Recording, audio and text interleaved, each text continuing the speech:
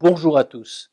Dans notre paracha, Trouma, nous voyons l'offrande que les Juifs sont invités à faire, offrande volontaire, faite d'un cœur content, pour construire le Mishkan, le sanctuaire que Dieu demande dans le désert. Très concrètement, ce qui servira de temple démontable pendant tout le temps où les Hébreux marcheront dans le désert au sortir de l'Égypte, jusqu'au moment où ils s'installeront définitivement sur la terre d'Israël et qu'un petit peu plus tard, le temple sera enfin construit à Jérusalem. C'est donc un grand moment de l'histoire de notre peuple, mais également un grand moment de l'histoire du monde, parce qu'enfin, il existe un endroit, un lieu dans l'espace matériel où Dieu va apparaître, où Dieu va demeurer. D'ailleurs, c'est ainsi qu'il a demandé au peuple juif.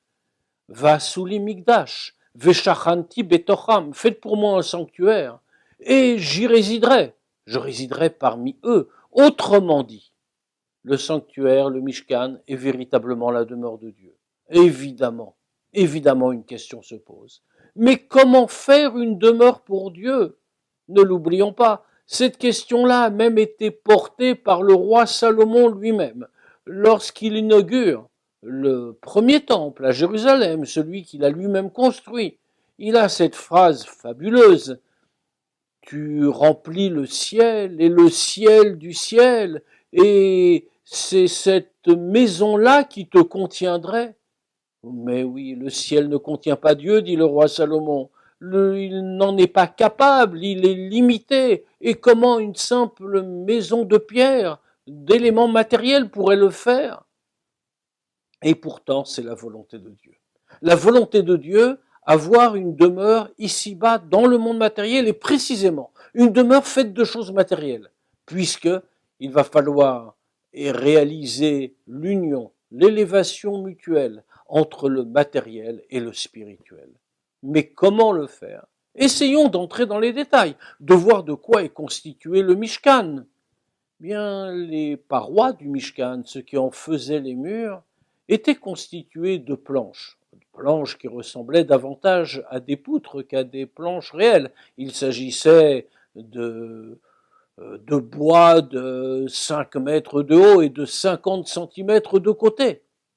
En hébreu, on les appelle keresh, donc des planches, des poutres. Keresh. Remarquez que le mot keresh est constitué des mêmes lettres que celles qui forment le mot sheker, dans un ordre différent bien sûr, le mot sheker en hébreu, qui signifie mensonge. Et cela éclaire notre interrogation d'un jour particulier. Oui, le but du Mishkan est là. Et c'est pour cela qu'il doit être fait de choses matérielles. Il s'agit de transformer le sheker, le mensonge du monde, en keresh, en poutres, qui vont édifier la demeure de Dieu. Comment y parvient-on? Eh bien, le monde connaît une espèce d'esprit de folie qui y règne. Une espèce d'esprit de folie qui emplit les actes des gens ainsi que leurs paroles et leurs pensées. C'est tout cela qu'il faut rectifier. Oui, l'homme a reçu ce pouvoir infini de Dieu pour voir changer les choses, parvenir à transformer totalement la nature grossière du monde de la nature en quelque chose qui est bien au-delà, et de la nature, et du surnaturel au-delà de la nature. C'est un domaine où finalement tout s'interpénètre parce que c'est le domaine de la divinité. Le Mishkan que l'on construit, c'est cette faculté-là de faire descendre, faire apparaître Dieu dans notre monde. Alors ne croyons pas qu'il s'agit là d'une invitation à une entreprise spirituelle bien loin de notre temps et de notre capacité. Cette idée-là, mais c'est celle que nous appliquons dans notre vie quotidienne. Nos maisons sont des petits sanctuaires, ou en tout cas doivent le devenir. Nous pouvons en faire la demeure de Dieu. Pour le réaliser, eh bien, il suffit de transformer tout ce que nous touchons, passer du sheker du monde au keresh, au soutien de cette demeure, et ainsi réaliser l'objectif de la création. Au revoir à tous.